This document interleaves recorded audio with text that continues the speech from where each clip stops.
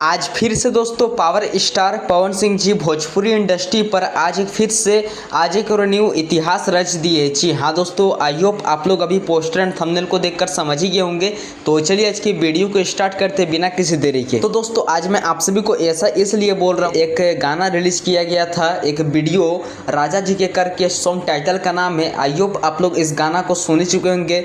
जो ये गाना आउट ऑफ स्टेट पर भी बजा है एंड पूरे भोजपुरी इंडस्ट्री पर तो बजा ही बजा है। आज जो फाइनली आज इस वीडियो पे 200 मिलियन के करीब व्यूज पहुंच गया है। जी हाँ दोस्तों, यानी कि 200 मिलियन व्यूज चला गया है एंड 1 मिलियन लाइक क्रॉस हो गए हैं। जी हाँ दोस्तों, बहुत खुशी की बात है। ये गाना को रिलीज किया गया था 30 जून 2023 को। इस सॉन्ग को रिलीज किया गया था, जो बहुत कम समय में बहुत ही ज़्यादा इस गाने में व्यूज जा चुके हैं एंड इंस्टाग्राम पर भी बहुत ही ज़्यादा ये गाना ट्रेंडिंग में है।